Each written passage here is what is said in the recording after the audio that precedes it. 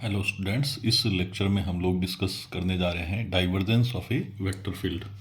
और मान लीजिए कि कोई वेक्टर फील्ड है और वेक्टर फील्ड के जो एग्जांपल्स हैं वो आप ले सकते हैं इलेक्ट्रिक फील्ड, मैग्नेटिक फील्ड और ग्रेविटेशनल फील्ड।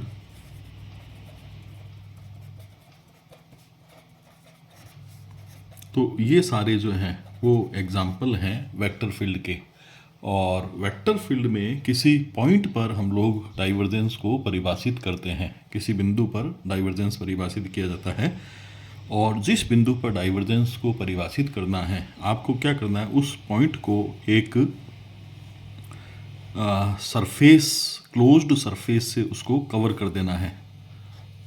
उस पॉइंट को आपको एक क्लोज्ड सरफेस से कवर कर देना है और इस क्लोज सरफेस से कितना फ्लक्स बाहर निकल रहा है वो आपको चेक कर लेना है। कितना फ्लक्स जो है वो बाहर निकल रहा है वो चेक कर लेना है। जैसे मान लीजिए कि ये पॉइंट आपके इलेक्ट्रिक फील्ड में होता तो आप चेक करते कि इलेक्ट्रिक फ्लक्स कितना बाहर निकल रहा है। अगर यही पॉइंट मैग्नेटिक फील्ड में होता तो आप चेक करते कि कितना मैग्नेटिक फ्लक्स जो है वो बाहर निकल रहा है। तो फ्लक्स हम लोगों को चेक कर लेना है और वो फ्लक्स इस क्लोज्ड सरफेस से जो बाहर निकल रहा है उसको हम लोग क्या लिख सकेंगे, ए डॉट डी एस।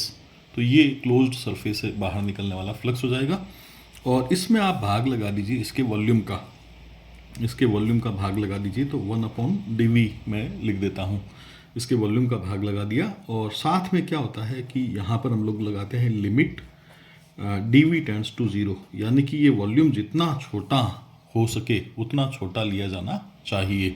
और उसका कारण ये होगा कि जितना छोटा वॉल्यूम लेंगे आप इस पॉइंट के उतना ही नज़दीक पहुंच पाएंगे। तो वॉल्यूम जो है अपने को छोटा लेना होता है। ये जो क्वांटिटी है, इसी क्वांटिटी को क्या बोला जाता है, डाइवर्जेंस ऑफ ए बोला जाता है। इसी क्वांटिटी को डाइवर्जेंस ऑफ ए बोला जाता है। तो ये डाइवर्जेंस ए की परिभाषा है। तो अगर हम लोग इसको वर्ड्स में कहना चाहें तो डाइवर्जेंस ए क्या होता है, divergence of a vector field at any point is equal to net outward flux from a closed surface covering that point per unit volume.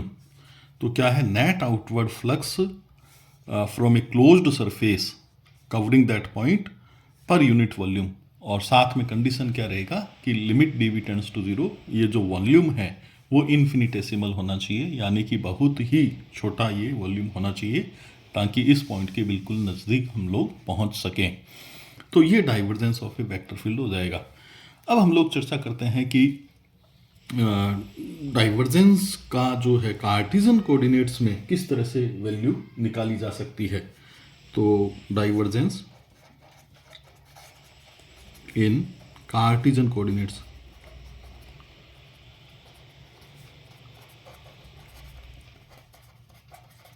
Cartesian coordinate system में डाइवर्जेंस की वैल्यू किस तरह से निकाली जा सकती है वो हम लोग चर्चा करने जा रहे हैं। तो वापस हम लोग यही डायग्राम लेंगे और देखिए क्या करेंगे कि ये जो पॉइंट है, इस पॉइंट पर जो वेक्टर है उसके 3 कंपोनेंट होंगे, ए एक्स होगा, ए वाई होगा और ए जेड होगा। ये 3 कंपोनेंट होंगे वेक्टर के। और इसको मैंने क्या किया, इसको मैंने कवर कर दिया है एक क्यूबिकल वॉल्यूम से। ये क्लोज्ड सरफेस लेते हुए इसको पॉइंट को मैंने कवर कर दिया। हालांकि ये जो वॉल्यूम है वो बहुत छोटा होना चाहिए, लेकिन डायग्राम में यहाँ पर बड़ा बना रहा हूँ ताकि चीज़ें आपको समझ में आ सके। तो ये जो पॉइंट है P, इस P पॉइंट पर जो वेक्टर के कंपोनेंट्स हैं वो ax, ay और az हैं। अब इस पॉइंट पर x कंपोनेंट कितना हो जाएगा, पहले तो चलो हम लोग ये बता देते हैं कि ये जो डायरेक्शंस हम लोग ले रहे हैं वो कुछ इस तरह से हम लोग ले रहे हैं। ये इस तरह से डायरेक्शंस ली जा रही है। तो ये वाली डायरेक्शन जो है वो x डायरेक्शन है, ये वाली डायरेक्शन y डायरेक्शन है और ये वाली जो डायरेक्शन है वो z डायरेक्शन है। तो x डायरेक्शन में इसकी जो डायमेंशन है क्यूबिकल वॉल्यूम की वो dx है। x दिशा में जो इसकी लंबाई है वो dx है। y दिशा में जो डायमेंशन है, ये तो z डायरेक्शन में हो जाएगी, ये z डायरेक्शन में पहले लिख देता हूँ। z डायरेक्शन में जो डायमेंशन है वो dz है, और y डायरेक्शन में जो डायमेंशन है वो कितनी है, dy है। ये dy y डायरेक्शन में डायमेंशन है। तो इस तरह से इनकी डायमेंशन x, y और z तीनों डायरेक्शन में मैंने डायमेंशन लिख ली। अब मैं क्या करूँगा कि इस पॉइंट पर वेक्टर का x कंपोनेंट में लिखना चाहूँगा। तो देखिए कि इस पॉइंट पर x कंपोनेंट ax है, इस पॉइंट पर मैं लिखना चाह रहा हूँ। तो मैं क्या करूँगा कि ax में ऐड कर दूंगा, जोड़ दूंगा del ax rate of change with respect to x direction, क्योंकि इस बिंदु से इस बिंदु पर जा रहे हैं तो हम x दिशा में मूव कर रहे हैं। तो rate of change in x direction multiplied by distance covered. Distance कितनी कवर करेंगे, जब मध्य बिंदु से इस बिंदु तक जाएंगे तो हम जो डिस्टेंस कवर करेंगे वो dx/2 हो जाएगी, क्योंकि ये दूरी dx है तो ये dx/2 हो जाएगी, आधी दूरी dx/2। तो मैं ये कहना चाह रहा हूँ कि इस बिंदु पर जब हमें वेक्टर फील्ड का x कंपोनेंट लिखना है तो इस बिंदु पर पहले चेक कर लीजिए, यहाँ पर कितना ax है, और इसमें आप जोड़ दीजिए रेट ऑफ चेंज हो जाएगा del ax upon del x, क्योंकि x दिशा में जा रहे हैं तो rate of change x direction में लेनी है, मल्टीप्लाइड बाय कितनी दूरी पर गए हैं, तो वो कितनी दूरी पर गए हैं, dx/2 दूरी पर गए हैं। ये पॉइंट जो है वो इस क्यूबॉइड के बिल्कुल सेंटर पर है, तो यहाँ से जब यहाँ गए हम लोग dx/2 दूरी पर गए। इसी तरह से अगर मुझे इस फेस पर x कंपोनेंट लिखना पड़े तो करना तो वही काम है, लेकिन पीछे की तरफ आ रहे हैं तो यहाँ पर ये वैल्यू कम हो जाएगी। तो ये सेम चीज़ लिखना है अपने को, लेकिन माइनस लगा कर लिखना है। तो ax और del ax upon del x into dx/2 तो इस तरह से मैं क्या कर सकता हूँ, मैं इस बिंदु पर भी जो है फील्ड का x कंपोनेंट लिख सकता हूँ, वेक्टर फील्ड का x कंपोनेंट लिख सकता हूँ। अब इन फेसेस को भी नाम देते हैं, इसको नाम देते हैं k, l, m और n, और इसको नाम दे देते हैं f, g, h और i। ये फेसेस को मैंने नाम दे दिया। अब आप ध्यान दीजिए कि इस डायग्राम में अगर आप ध्यान देंगे तो x डायरेक्शन से जो फ्लक्स एंटर करेगा ना इस क्यूबिकल वॉल्यूम में, वो तो कितना हो जाएगा, वो तो इस फेस से एंटर करेगा। देखिए k, l, m, n, ये जो फेस है ना, इस फेस से फ्लक्स एंटर करेगा, और इस वाले फेस से फ्लक्स जो है वो बाहर निकलेगा, x दिशा में इस फेस से बाहर निकलेगा। उसी तरह से y दिशा में इस फेस से बाहर निकलेगा और इस फेस से एंटर करेगा। इस ऐसे चलेगी फील्ड लाइंस, ऐसे फील्ड लाइंस चलेगी तो इससे तो एंटर करेगा इस सरफेस से, और इस सरफेस से y डायरेक्शन में फ्लक्स बाहर निकलेगा। हम लोग केवल x डायरेक्शन में काम कर लेंगे, y और z डायरेक्शन में हम लोग सिमिलरिटी का यूज करते हुए लिख लेंगे। तो मैं लिख रहा हूं flux entering in x direction for the cuboid, तो क्यूबॉइड में x डायरेक्शन से जो फ्लक्स एंटर करेगा वो यहाँ से एंटर करने वाला है, यहाँ से एंटर करने वाला है। तो यहाँ पर फील्ड की वैल्यू कितनी है, ax minus del ax upon del x into dx/2 और मल्टीप्लाइड बाई फ्लक्स। क्या होता है, फ्लक्स होता है वेक्टर की वैल्यू और ये सरफेस एरिया, इस सरफेस से एंटर कर रहा है ना फ्लक्स, तो ये वाला सरफेस अपने को लेना है। और ये सरफेस कितना हो जाएगा, देखिए इसकी ये वाली जो डायमेंशन है वो तो dy है, और ये वाली जो डायमेंशन है वो आप यहाँ से देख सकते हैं dz है, ये वाली डायमेंशन dz है। तो मैं इसको एरिया से मल्टीप्लाई कर देता हूँ, dy इंटू dz, ये वाला एरिया हो जाएगा। तो यहाँ से फ्लक्स जो है वो एंटर कर रहा है x दिशा में, और यहाँ से फ्लक्स जो है बाहर निकल रहा है। And outward flux in x direction for the cuboid. तो क्यूबॉइड में जो फ्लक्स बाहर निकलेगा एक्स दिशा से, वो ये वाला इस यहाँ से इस फेस से बाहर निकलेगा। तो इस फेस से बाहर निकलेगा तो ये कंपोनेंट ले लेंगे और इस कंपोनेंट को इस एरिया से मल्टीप्लाई कर देंगे। एरिया तो वही है, एरिया वही है, D Y D Z area वही है। तो देखो ये मैं ले लेता हूँ, कंपोनेंट तो है A x plus del A x upon del x into d x by two, multiplied कर दूंगा मैं एरिया से डी वाई डी जेड। तो ये फ्लक्स तो बाहर निकलने वाला हुआ, ये फ्लक्स अंदर आने वाला फ्लक्स हुआ। एक्स दिशा में बातें चल रही है सारी। तो एक्स दिशा में नेट फ्लक्स कितना हुआ, net outward flux in x direction, therefore net outward flux from X direction, X direction. Net outward flux कितना हुआ एक्स डायरेक्शन में, तो वो आपके हो जाएगा कि कितना बाहर निकल रहा है और कितना एंटर आ रहा है, तो उसका डिफरेंस अपने को ले लेना है। तो A x plus del A x upon del x into d x by two into d Y D z minus A x minus del A x upon del x into d x by two और d Y D Z.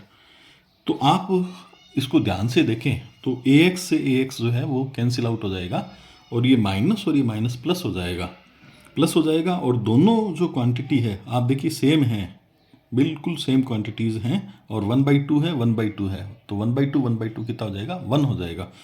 तो ये आप solve करेंगे तो ये आ जाएगा del A x upon del X और D x D Y D Z. तो ये फ्लक्स आ गया है net outward flux from X direction, X direction से क्यूबॉइड से जो फ्लक्स निकलेगा बाहर वो इतना हो जाएगा। इसी तरह से हम वाई और जेड डायरेक्शन से फ्लक्स कितना बाहर निकलेगा वो भी लिख लेते हैं। तो मैं लिखना चाहूँगा सिमिलरली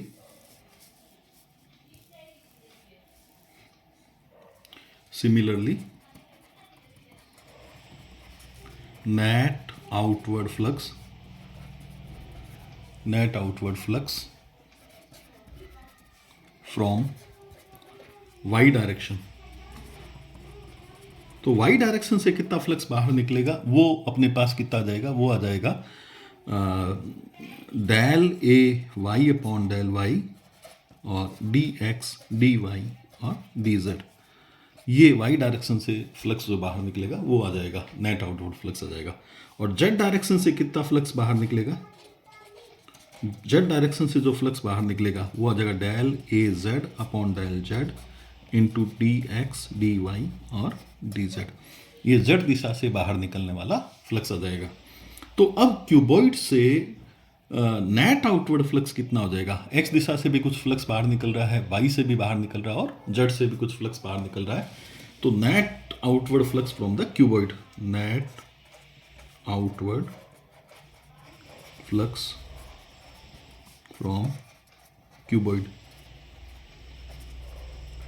तो net outward flux from cuboid हो जाएगा, इसको मैं एक बार फाइल लिख देता हूँ फ्लक्स को, और ये हो जाएगा इन तीनों का योगफल, इन तीनों का एक्स दिशा से वाई दिशा से और जेड दिशा से जो फ्लक्स बाहर निकल रहा है उनका योगफल अपने को लेना पड़ेगा। योगफल जब लेंगे तो D x D Y Z तीनों में आ रहे हैं तो वो मैं कॉमन ले लूँगा। तो यहाँ आ जाएगा del A x upon del x plus del A y upon del y plus del A z upon del z, और कॉमन आ जाएगा डी एक्स डी वाई और डी जेड। और इस फ्लक्स को मैं लिख देता हूँ ए डॉट डी एस, ये फ्लक्स जो है ए डॉट डी एस लिख देता हूँ। और ये पद चल रहा है del A x upon del x plus del A y upon del y plus del A z upon del z. और ये आप ध्यान से देखें d x D Y D z क्या है, d x D Y D Z है इस क्यूबॉइड का वॉल्यूम। तो आप देखें वापस, ये क्यूबॉइड है, इसकी dimensions D x D Y और डी जेड है, तो इसका जो वॉल्यूम है वो क्या हो जाएगा D x D Y D Z. तो ये इसका वॉल्यूम आ जाएगा dv, ये वॉल्यूम आ जाएगा क्यूबॉइड का dv। अब क्या करें, इस dv को अपॉन में भेज देते हैं, इधर dv को अपॉन में भेज दें तो यहाँ तो आ जाएगा 1 अपॉन dv और a dot D S is equal to, ये आ जाएगा del A x upon del x plus del A y upon del y plus del A z upon del z. और ये लेफ्ट हैंड साइड में ही जो quantity है वही quantity क्या होती है, वही क्वांटिटी होती है डाइवर्जेंस ऑफ ए। यही जो चीज़ होती है ना, इसी को डाइवर्जेंस ऑफ ए बोलते हैं। तो ये डाइवर्जेंस ऑफ ए आ गया है, कितना आया है, ये del A x upon del x plus del A y upon del y plus del A z upon del z. ये डाइवर्जेंस ऑफ ए आ गया है। तो कार्टेशियन कोऑर्डिनेट सिस्टम में डाइवर्जेंस ए की वैल्यू जो है वो इतनी होती है। अब इसको आप थोड़ा और इम्प्रूवमेंट करके भी लिख सकते हैं। इसको आप ऐसे भी लिख सकते हैं, divergence of A is equal to i cap del upon del x plus j cap del upon del y plus k cap del upon del z का डॉट प्रोडक्ट आप लिख सकते हैं i cap A x plus j cap A y plus k cap A z. ये इससे dot product आप इसका लिख सकते हैं। आप आई की आई से डॉट प्रोडक्ट तो 1 हो जाएगी और डेल अपॉन डेल एक्स किस पे ऑपरेट हो जाएगा, ए एक्स पे ऑपरेट हो जाएगा, तो del A x upon del x आ जाएगा। इसी तरह से जे और के कैप के भी पद आ जाएंगे। ये जो क्वांटिटी है इसको डेल ऑपरेटर बोलते हैं, और इसको इस तरह से डेल से रिप्रेजेंट करते हैं और एरो का चिन्ह भी लगाते हैं इस पर। और ये क्वांटिटी जो है वो आपका वेक्टर ए है, तो ये वेक्टर ए हो जाएगा। तो ये डाइवर्जेंस ऑफ ए का फॉर्मूला इस रूप में भी आप लिख सकते हो, डेल डॉट ए। ये डाइवर्जेंस ए का फॉर्मूला आप इस रूप में भी लिख सकते हो। अब कुछ चीज़ें नोट करने वाली रहेगी। नोट फर्स्ट तो ये है कि ए तो आपका वेक्टर है, ए जो है वो वेक्टर है, वेक्टर क्वांटिटी है। लेकिन डाइवर्जेंस ऑफ ए जो है वो कैसी क्वांटिटी है, वो स्केलर है। ये फ्लक्स पर यूनिट वॉल्यूम है। ये क्वांटिटी जो है ना फ्लक्स पर यूनिट वॉल्यूम है। और फ्लक्स कैसी क्वांटिटी होती है, स्केलर। ये स्केलर क्वांटिटी यहाँ देख भी सकते हैं कि डॉट प्रोडक्ट है, डॉट प्रोडक्ट से स्केलर क्वांटिटी आती है। तो ये एक स्केलर क्वांटिटी। एक बात ये नोट करने वाली रहेगी। नोट सेकंड ये है कि इसका फिजिकल मीनिंग क्या होता है, फिजिकल मीनिंग। तो फिजिकल मीनिंग समझने के लिए आप ध्यान दीजिए कि अगर किसी क्वांटिटी का डाइवर्जेंस पॉजिटिव है तो वहाँ पर सोर्स पर रहेगा। डाइवर्जेंस ऑफ ए अगर क्या आ जाता है, पॉजिटिव आ जाता है, तो वहाँ पर क्या रहेगा, सोर्स रहेगा। जैसे मान लो कि डाइवर्जेंस ऑफ इलेक्ट्रिक फील्ड अगर पॉजिटिव आ गया तो वहाँ इलेक्ट्रिक फील्ड का सोर्स रहेगा। इलेक्ट्रिक फील्ड का सोर्स यानी कि प्लस क्यू चार्ज रहेगा। तो प्लस क्यू चार्ज अगर है तो आप जानते हैं कि इलेक्ट्रिक फील्ड लाइंस बाहर निकलती है। ये इलेक्ट्रिक फील्ड लाइंस बाहर निकलते होती है। तो मैं इसको एक इन्फिनिटेसिमल सरफेस से कवर कर दूं तो फ्लक्स क्या है, पॉजिटिव आएगा। ठीक है। तो अगर डाइवर्जेंस ये पॉजिटिव है, इसका मतलब ये हुआ कि वहाँ पर सोर्स प्रेजेंट रहेगा। जैसे इलेक्ट्रिक फील्ड का अगर वैल्यू डाइवर्जेंस पॉजिटिव आ रहा है तो उसका मतलब वहाँ पर प्लस चार्ज प्रेजेंट है। और अगर इलेक्ट्रिक फील्ड का डाइवर्जेंस नेगेटिव आ रहा है तो वहाँ पर सिंक प्रेजेंट होगा जो एब्जॉर्ब करेगा फील्ड लाइंस को। और क्या कहना चाह रहे हैं, देखिए कि अगर डाइवर्जेंस ऑफ ए नेगेटिव है तो वहाँ पर सिंक प्रेजेंट होगा। सिंक का मतलब लाइंस को एब्जॉर्ब करने वाला, फ्लक्स को एब्जॉर्ब करने वाला। जैसे मान लीजिए कि डाइवर्जेंस ऑफ इलेक्ट्रिक फील्ड, इसको 2 नंबर पॉइंट के देता हूँ मैं। डाइवर्जेंस ऑफ इलेक्ट्रिक फील्ड अगर नेगेटिव है तो वहाँ पर minus Q charge will present. ठीक है। तो माइनस क्यू चार्ज प्रेजेंट होगा, क्योंकि माइनस क्यू चार्ज जब प्रेजेंट होता है ना तो इलेक्ट्रिक फील्ड लाइंस अंदर की तरफ आती है। ये इलेक्ट्रिक फील्ड लाइंस अंदर की ओर आती है तो फ्लक्स जो है वो नेगेटिव हो जाएगा। क्लोज्ड सरफेस के अंदर आएगा, फ्लक्स नेगेटिव हो जाएगा। और तीसरा जो पॉइंट है कि अगर डाइवर्जेंस ऑफ ए 0 है तो उस कंडीशन में हम लोग कहेंगे कि neither source nor sink will present. ना तो सोर्स प्रेजेंट है ना ही सिंक प्रेजेंट है। और अगर प्रेजेंट है भी तो वो इक्वल स्ट्रेंथ के हैं और उनकी स्ट्रेंथ एक दूसरे को ख़त्म कर देती है। जैसे मान लीजिए कि डाइवर्जेंस ऑफ मैग्नेटिक फील्ड की मैं बात करूं तो आपको पता होगा कि divergence of magnetic field always 0 होता है, हमेशा 0 होता है। हमेशा 0 इसलिए होता है क्योंकि मैग्नेट की क्या प्रॉपर्टी होती है? मैग्नेट के अंदर फील्ड लाइंस, मैग्नेट के बाहर तो फील्ड लाइंस नॉर्थ से साउथ की ओर जाती है, और मैग्नेट के अंदर जो फील्ड लाइंस है वो साउथ से नॉर्थ चलती है। ये इस तरह से field lines, magnetic field lines इस तरह से बनाई जा सकती है। तो ये जो फील्ड लाइंस हैं वो क्लोज्ड कर्व हैं, इनका ना तो कोई स्टार्टिंग पॉइंट है ना ही कोई एंड पॉइंट है। स्टार्टिंग और एंड पॉइंट इनका नहीं होता है, इस कारण से इनको बोलते हैं क्लोज्ड कर्व, बंद वक्र हिंदी में इसको बोलते हैं। और ये इस तरह से फील्ड लाइंस होती है। अब अगर आप कहीं पर भी ये वॉल्यूम ले लेंगे, कैसा भी वॉल्यूम ले लीजिए, मान लीजिए ये मैंने सरफेसेस कुछ एक लिए, ये इस तरह एक सरफेस बना दिया S1, चाहे आप इस मैग्नेट से बाहर ले लें, चाहे नॉर्थ को कवर करते हुए ले लें, चाहे आप साउथ को कवर करते हुए ले लें, कैसे भी सरफेसेस ले लीजिए, S1, S2, S3, सब में विशेषता क्या रहेगी कि जितनी फील्ड लाइंस एंटर करेगी ना उतनी बाहर भी निकल जाएगी। आप कोई भी आप देख सकते हैं, जितनी फील्ड लाइंस एंटर करेगी उतनी ही बाहर निकल जाएगी। इस कारण से क्या होगा कि मैग्नेटिक फ्लक्स जो है वो ऑलवेज ही जीरो होता है। मैग्नेटिक फ्लक्स ऑलवेज जीरो होता है। इसका मतलब ये होता है कि सोर्स और सिंक जो है वो या तो होंगे नहीं, अगर होंगे तो उनकी स्ट्रेंथ जो है वो इक्वल होगी। हम जानते हैं कि नॉर्थ और साउथ हमेशा पेयर में एग्जिस्ट करते हैं और इक्वल स्ट्रेंथ के होते हैं। आइसोलेटेड मैग्नेटिक पोल एग्जिस्ट नहीं करता। ये जो इक्वेशन है ना, ये इक्वेशन क्या बताती है? Isolated magnetic poles does not exist. ठीक है, ये भी लिख सकते हैं और ये भी लिख सकते हैं कि मैग्नेटिक फील्ड लाइंस, MFL लिख दिया मैंने शॉर्ट में, आर क्लोज्ड कर्व। तो मैग्नेटिक फील्ड लाइंस क्या होती है? क्लोज्ड कर्व होती है। इसका मतलब ये है, मतलब ये वाइस वर्सा होता है। इसका मतलब ये हो गया, ये दोनों पॉइंट हो गए, इन दोनों पॉइंट से ही ये इक्वेशन निकल सकती है। ये वाइस वर्सा है, दोनों तरफ से बात बनती है।